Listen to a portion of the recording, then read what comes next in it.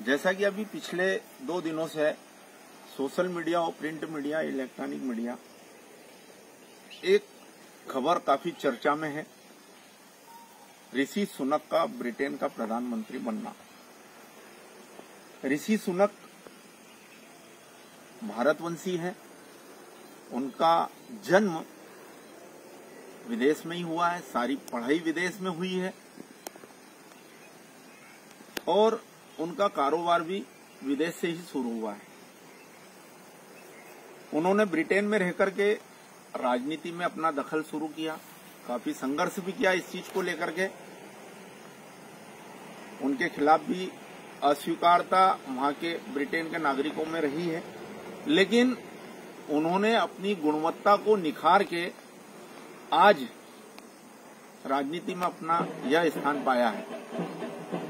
गुणवत्ता की बात करें तो सबसे पहले सांसद चुने गए, बहुत कम समय के अंदर वो आज इस मुकाम पे पहुंचे हैं। जैसा कि हम उनके प्रधानमंत्री चुने जाने पर एक काफी लाइन चर्चा में आ रही है, लाइन ही कहूंगा मैं, वह यह कि 200 साल जिन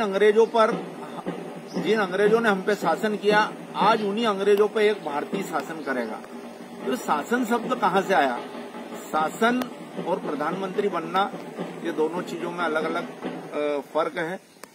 फर्क ऐसा है कि ब्रिटेन में या अंग्रेजों ने हम पर जो शासन करा है वो हमारी कमियों और कमजोरियों के कारण किया है। ऋषि सुनक आज ब्रिटेन के प्रधानमंत्री बने हैं तो अपनी गुणवत्ता को लेकर बने हैं, उस देश के लोगों में अपना विश्वास जगा करके बने हैं, उस देश का हित सोचने की क्षमता थी उनके अंदर और उन्होंने वो करके दिखाया, इसलिए प्रधानमंत्री बने।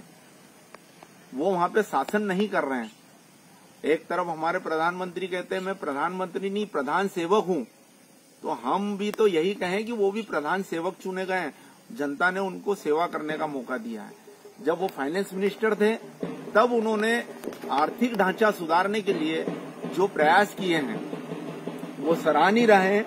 उनका प्रयास जो था सबसे पहला यह था कि वहां पे मध्यम वर्गीय बहुत ज्यादा पीड़ित था आर्थिक तंत्र में। आर्थिक स्तर से मध्यम वर्गीय को बाहर निकालने के लिए उन्होंने एक मजबूत योजना तैयार करी। आज ये नतीजा है कि वहां पर मध्यम वर्गीय लोगों की सबसे पहली पसंद जो है ऋषि सुनक बने। ऋषि सुनक को प्रधानमंत्री के लिए वहां की जनता ने चुना है, वहां के सांसदों ने चुना है, वहां प्रधानमंत्री चुना है न कि शासक चुना है। इसलिए इस चीज का ध्यान रखें।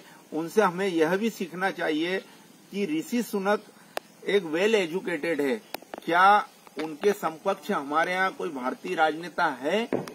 कितने हैं? अगर है तो कितने हैं, यह सोचना होगा। क्या हमारी भारतीय राजनीति में हम एजुकेशन को बढ़ावा दे सकते हैं?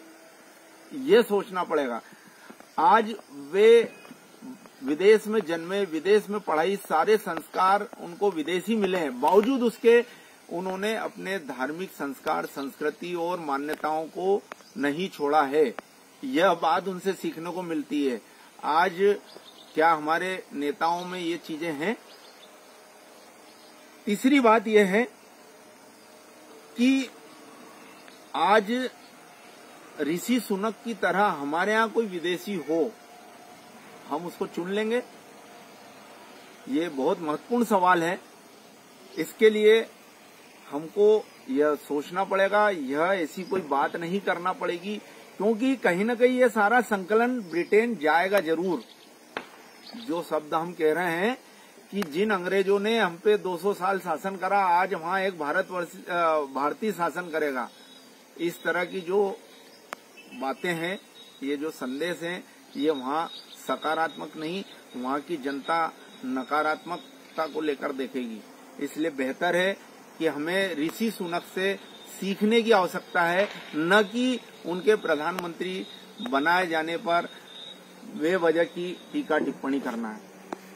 आज हमको यह भी सीखना होगा कि वो विदेश में रहकर के सारी संस्कृति जन्मे हैं, सारा काम उनका वहां पे हुआ है, बावजूद उसके उन्होंने अपने धर्म, संस्कार, संस्कृति को नहीं छोड़ा है। जबकि हमारे ही देश में कुछ 4 किताब पढ़ जाते हैं लोग और अपने ही धर्म के खिलाफ टीका टिप्पणी करने लग जाते हैं। तो ये चीजें सीखना होगी। ऋषि सुनक एक बहुत बड़ा विश्वविद्यालय समझ लो, हम एक सामान्य व्यक्ति नहीं समझे। हमारे भारतीय राजनीति को उनको समझना होगा और उनका अनुसरण करना होगा।